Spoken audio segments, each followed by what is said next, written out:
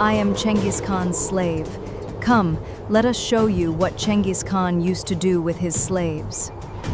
So watch the video completely, and subscribe to the channel.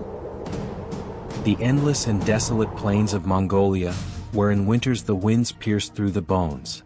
Around 800 years ago today, amidst these cold winds, such a storm was born that wrote the geography and history of the entire world with its blood-stained hands.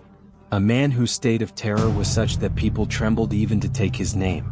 He shed so much blood in his lifetime that even the temperature of the earth dropped. In the pages of history he has been called a monster, a butcher, and a great conqueror. Today we are talking about that same terrifying ruler whom the world knows by the name of Changhis Khan. So take the membership of our motion picture and stay until the end, because the secret you will know today will make your hair stand on end. But friends, do you know that this man who ruled over 22% of the world's population was not a king by birth? In the year 1162, when this child was born, a blood clot was congealed in his fist.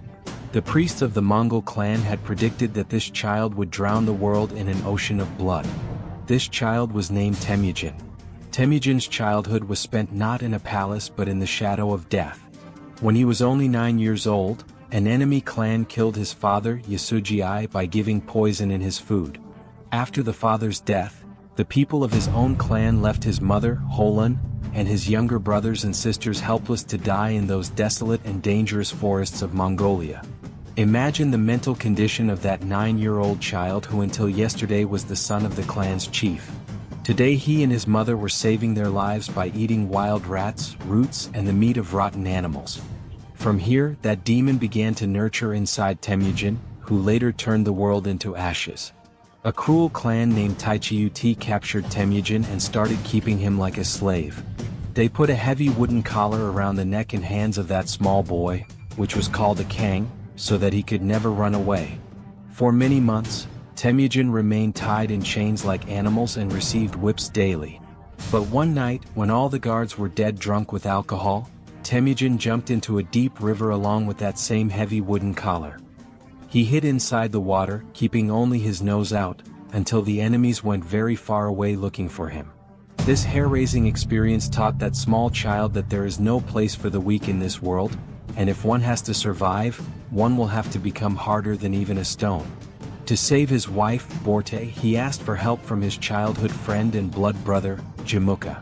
Both together made such a terrible attack on the Merkit clan that overnight the entire clan bathed in blood. Borte was saved. But after this victory, a fierce battle for power started between Temujin and Jamuka. Jamuka was also equal to Temujin in cruelty. Once, when Jamuka captured 70 of Temujin's generals, he put all of them alive into massive cauldrons of boiling water. But Temujin, with his clever strategy, turned Jamuka's entire army to his side and ultimately defeated his own dearest friend, Jamuka. According to Mongol tradition, Temujin put Jamuka to death by breaking his spine. This cruelty inside Temujin came before the world for the first time when he was only 13 years old. During hunting over a small bird, he had a quarrel with his own stepbrother, Bektar. Temujin, without blinking an eye, drove an arrow into his own brother's chest. This was not just a murder.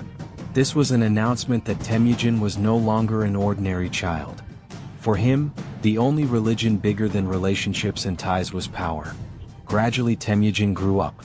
He was married to a very beautiful girl named Borte. But where was peace approved by his destiny? One day an enemy clan attacked his tent and abducted his wife Borte, who was dearer than life. Just this was the moment that forced an orphan boy to become Changhis Khan. To get his wife back, Temujin wove such a web of his childhood friendship and diplomacy that he raised a massive army overnight. He wreaked such havoc on the enemy's clan that whoever came in his way was cut down and thrown away. He got his wife back, but now he had acquired an addiction to blood. Temujin was not going to stop now. He forced every small and big clan of Mongolia, who were fighting among themselves, either to kneel before him or mix them into the soil forever. By the time of the year 1206, the entire landscape of Mongolia had changed. All the clans had become one, and in this very year, a massive assembly of Mongols was called. In this very assembly, Temujin got a new name and a new title. Changhis Khan, meaning the king of the entire world. Now Mongolia was starting to fall small for him. Changhis Khan's hunger now was to swallow the entire world. From China to Iran, and from Russia to the borders of Europe, such a dance of death was about to begin which humanity had never imagined. The biggest and most terrifying massacre happened when he turned his eyes towards the Khwarezmian Empire, meaning the region of today's Iran, Uzbekistan and Afghanistan. Initially, Changhis Khan wanted to do peaceful trade with the Shah there, Ala ad-Din Muhammad. He sent a group of 500 merchants laden with silk and gold. But a greedy ruler of the city of Otrar brutally murdered all those merchants, calling them spies, and looted all their goods. When Changhis Khan came to know about this, he chose the last path of diplomacy. He sent 3 envoys to the Shah's court so that the matter could be resolved peacefully. But the Shah, blinded by his arrogance, cut off the head of one envoy and sent the other 2 back after shaving their beards and insulting them by burning. This was the biggest mistake in human history. Changhis Khan's anger flared up such that, swearing by God, he said he would erase the trace of this empire forever. The Mongol army fell upon Khwarezm like a hungry wolf. First of all, the city of Otrar was turned to ashes and that greedy ruler was caught alive. To punish him, Changhis Khan poured boiling, molten silver into his eyes and ears so that the thirst of his greed could be quenched forever. After this, Changhis Khan reached the city of Bokhara. Riding on a horse, he directly entered the biggest mosque there and had the holy texts trampled under his horse's feet. He said a terrifying thing to the people there: "I am the wrath of God, and if you had not committed sins, God would not have sent me upon you as a punishment." Friends, when Changhis Khan's army crossed the borders of Mongolia and turned towards other parts of the world, other empires thought that this would be some ordinary plunderer who would return after plundering. But he was no ordinary human being. He was a walking whirlwind of death. Historians believe that Changhis Khan's real strength was not in his sword but in his demonic mind. He had invented such a method of psychological warfare, hearing which even today people's souls tremble. When the Mongol army besieged a city, they used to stand innocent prisoners, old people, women, and children from previously conquered cities at the very front of their army. This was called a human shield. Just think of that terrifying scene. When the enemy soldiers standing on the fort walls shot arrows at the Mongols, their own countrymen, their own kith and kin, fell riddled with those arrows. Seeing this painful sight, the morale of the enemy army broke completely. During the attack on the Tangut Empire in the year 1209, he had put 300 innocent people to death just like this. Changhis Khan had another strange and terrible hobby. He did not celebrate his victory in some luxurious palace, but celebrated by making mountains of severed heads. His rule was clear: the one who survives today will rebel against me tomorrow. Therefore, when he captured a city, he would order that not a single living creature should survive there. Leave alone humans, even the dogs, cats, and birds of that city were killed. But the limits of his cruelty were crossed when the matter came to his family. The year 1221, the most beautiful and prosperous city of Persia was Nishapur. This was one of the major cultural centers of the world at that time.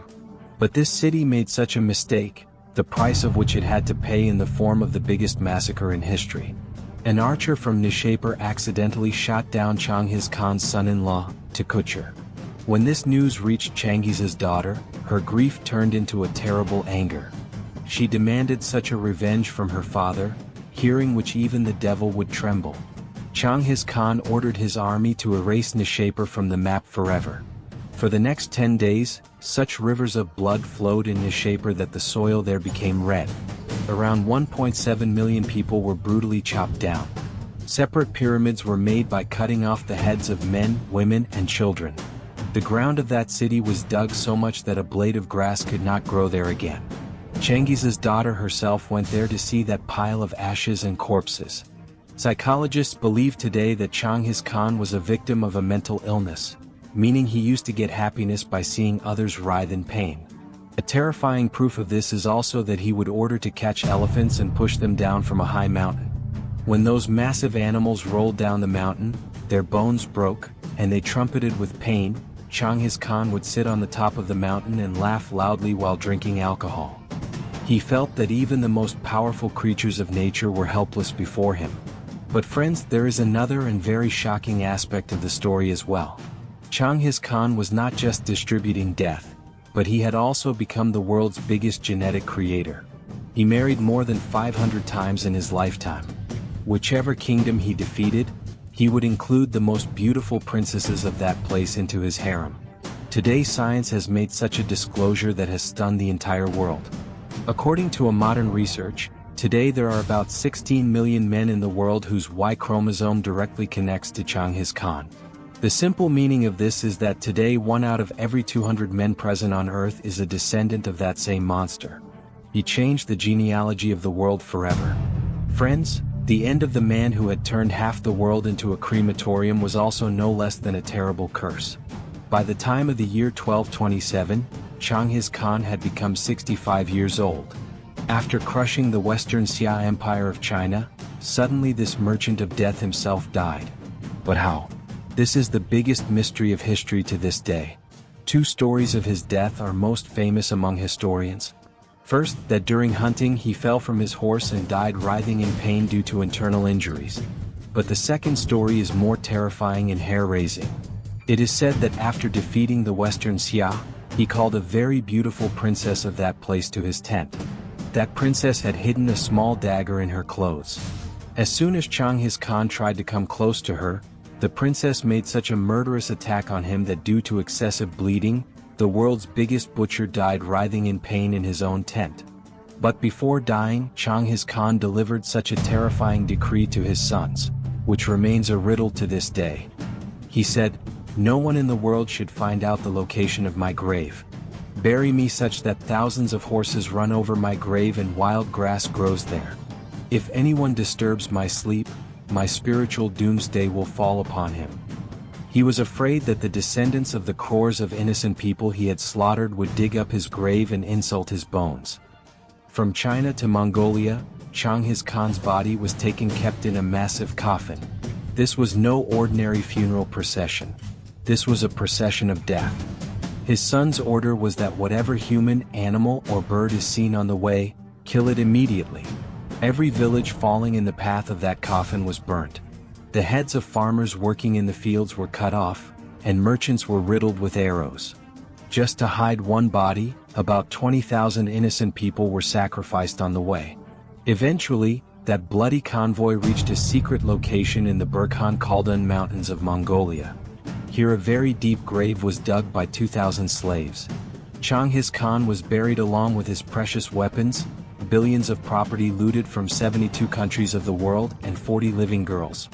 But to hide the secret of his grave, what the Mongols did was beyond human thinking. As soon as the work of the grave was completed, Mongol soldiers severed the heads of those 2,000 slaves from their bodies so that they could not tell the way to the grave to anyone. After this, as soon as they returned to the capital, under the pretext of celebration, another military detachment surrounded and killed those soldiers who had murdered the slaves, and then those killing soldiers were also finished. Such an endless cycle of death ran in which the secret of the grave was buried forever. It is even said that the Mongols diverted the flow of an entire river and passed it over Changhis Khan's dry grave. Today only water flows at that place. No stone, no sign, just flowing water, and buried beneath it, the world's biggest unsolved treasure. You must be thinking that why even in today's era of modern technology, this grave could not be found? The reason for this is the fear of a terrifying curse. The matter is of the year 1941, when the dictator of Soviet Russia, Joseph Stalin, ordered to dig up the grave of the Mongol descendant Timur Lane present in Uzbekistan. Local Muslims had warned that it is written on the grave, "The one who woke me up will see such a doomsday that the world will tremble." But Stalin did not listen to anyone. On June 19, 1941, the grave was opened. And friends, exactly 3 days later, on June 22, 1941, Adolf Hitler attacked Russia. In this, crores of Russians were killed. People believe that if just by opening Timur's grave the Second World War could flare up. Then think if Changhis Khan's grave is opened, what will be the fate of the world? Perhaps some such monster will come out that will swallow the entire humanity. Even today in Mongolia, there is an area of 240 square kilometers which is called an Ik Korik, meaning a great forbidden zone. For the past 800 years, the entry of any ordinary human being here is strictly prohibited. A clan named Darhad guards it even today, whose job is not to worship but to protect this place from the eyes of the world. In the 1990s, some foreign teams tried to find this grave with satellites and other equipment under the Girvan GOL project. They found some strange things under the ground. But then suddenly the team members started becoming victims of mysterious diseases. The tires of their vehicles started bursting on their own and the entire weather suddenly became terrible. The Mongolian public took to the streets and protested fiercely that the sleep of their god should not be disturbed. Eventually, that foreign project had to be closed forever. Today there is a strange paradox. For the world, Changhis Khan was a bloody beast, monster and murderer. But for the people of Mongolia, he is their father of the nation. In Mongolia today, from their airport to roads, statues, currency, and even on the most expensive alcohol products, there is Changhis Khan's name and picture. They believe that Changhis Khan's soul is alive even today in their black solda and is protecting Mongolia. The grave is just an illusion. The real Changhis Khan is alive even today in the winds of Mongolia and in the blood of crores of people of the world. So friends, this was the story of an orphan boy becoming the world's most brutal ruler and the terrifying secrets of his death. What do you think? Will Changhis Khan's grave ever be found? Or should it remain in the depths of the earth forever? Do tell us your opinion in the comments. If you like this story, then like it, share it, and do not forget at all to subscribe to our platform. See you in the next story with some other hair-raising historical secret.